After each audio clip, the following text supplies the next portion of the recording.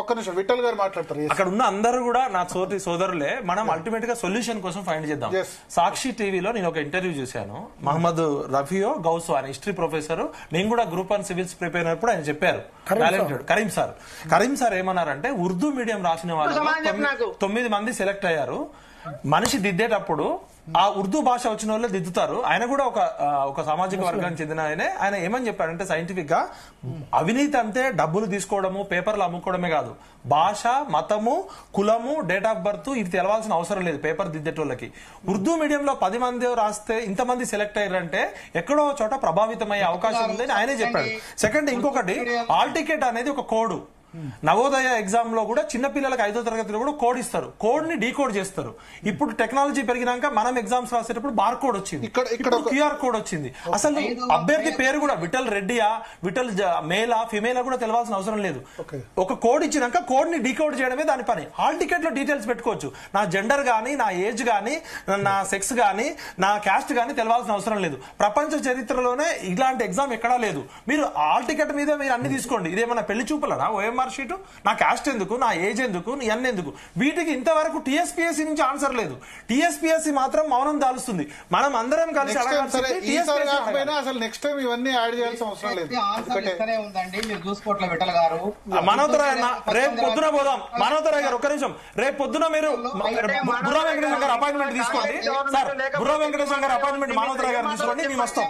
Appointment అడగమనండి. Borra Venkateswara గారు appointment అడగమనండి. రేపు పొద్దున పోదాం. అన్న మనోతరాయన రేపు పొద్దున బుర్రా వెంకటేశం గారు అపాయింట్మెంట్ ఇప్పి, నవీన్ నికోలస్ అపాయింట్మెంట్ ఇప్పి, ఇగో మనం అందరం పోదాం, ఈ సమస్య పరిష్కరిద్దాం. నేను కూడా మీ అన్నలాంటి నువ్వు అడిగాము, అడిగితే ఇంతవరకు రెస్పాండ్ లేదు. ఫోన్ చేస్తే జైల్లో కేసు పెడతా అంటున్నారు. అశోక్ మీద కేసు పెడతా అంటున్నారు. ఫోన్ చేస్తే కేసులు పెడతారా అండి? ట్రాన్స్పరెన్సీ లేదా? అకౌంటబిలిటీ లేదా? మనం టీవీ ఛానల్లో డిస్కస్ చేయాలా? ఏఎస్ ఆఫీసర్ మాట్లాడరా? వాళ్ళు విజిటింగ్ అవర్స్ లో పిల్లల్ని కలవరా? ఇంతవరకు టీఎస్పీఎస్సీ నుంచి పిల్లల్ని ఆధారాలు మొత్తం ఇస్తాం సార్. మొత్తం భారతదేశం నేను ఓపెన్ ఛాలెంజ్ చేస్తున్నా సుప్రీంకోర్టు, హైకోర్టుకి. ఈ జీవో నెంబర్ 29 అనేది ఎప్పటికీ ఉండదు. తాత్కాలికంగా రేవంత్ రెడ్డి కొన్ని రోజులు ఉంటాడు, సుప్రీంకోర్టు జడ్జిలు ఉంటారు. కానీ ఈ భూమి మీద జీవో నెంబర్ 29 అనేది ఎప్పటికీ ఉండదు. కావాలంటే 100 సాక్ష్యాలు రేపు పొద్దున మానవతరాయికి ఇస్తా. మానవతరాయి నా తమ్ముళ్ళు అంటారు.